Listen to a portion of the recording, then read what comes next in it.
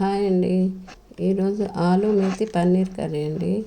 దానికోసం ప్యాన్ పెట్టుకొని ఆయిల్ వేసుకొని ఆయిల్ హీట్ ఎక్కినాక పోపు దినుసులు వేసుకోవాలండి. మినపప్పు, జీలకర్ర, ఆవాలు వేసుకున్నాక పోపు దినుసులు మగ్గినాక మెంతెం కూర వేసుకోవాలండి. మెంతెం కూర ఎంత ఎక్కువ ఉంటే అంత బాగుంటుందండి.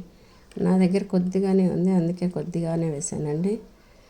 మెంతెం కూర బాగా వేగినాక ఉల్లిపాయలు వేసుకోవాలండి. ఉల్లిపాయలు మంచిగా మగ్గనియాలండి. 2 నిమిషాలు మూత పెట్టి ఉల్లిపాయలు బాగా మగ్గినాక ఆలు వేసుకోవాలండి. ఆలు కూడా మంచిగా నూనెలో ఫ్రై కావాలండి. మంచిగా మూత పెట్టుకొని ఒక 2 నిమిషాలు మగ్గనివ్వాలండి. మూత పెట్టి 2 నిమిషాలు మగ్గినాక అప్పుడు మూత తీసి టమాటో వేసుకోవాలండి. అన్నీ 2 నిమిషాలు మంచిగా మగ్గాలండి. ఆయిల్లో మగ్గితే టేస్ట్ ఉంటుంది. టమాటా వేసుకోవాలండి. టమాటా వేసుకున్నాక బాగా కలిపి అన్నీ బాగా కలిపి మూత పెట్టి మంచిగా మగ్గనివ్వాలండి. బాగా మగ్గినాక ఒకసారి అన్నీ కలుపుకొని ఇప్పుడు పసుపు, ఉప్పు, కారం, ధనియాల పొడి, గరం మసాలా అన్నీ వేసి బాగా కలిపి పన్నీర్ వేసుకోవాలండి.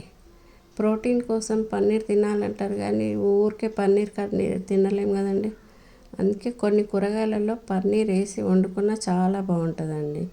అవి దేంట్లోనూ నేను నెక్స్ట్ వీడియోలలో చెప్తానండి. ప్రోటీన్, ఫైబర్ ఉంటుంది. చాలా బాగుంటాయండి కర్రీస్ కూడా. ఇప్పుడు ఆలుతో చేస్తున్నానండి.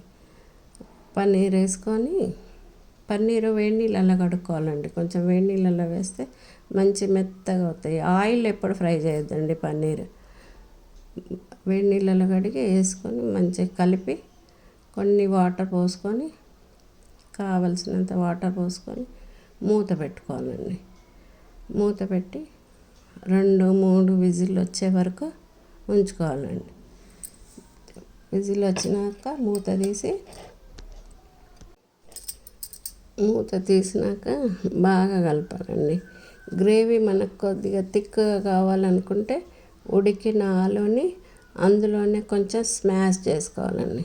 స్మాష్ చేసి కలుపుకుంటే గ్రేవీ థిక్నెస్ వస్తుందండి.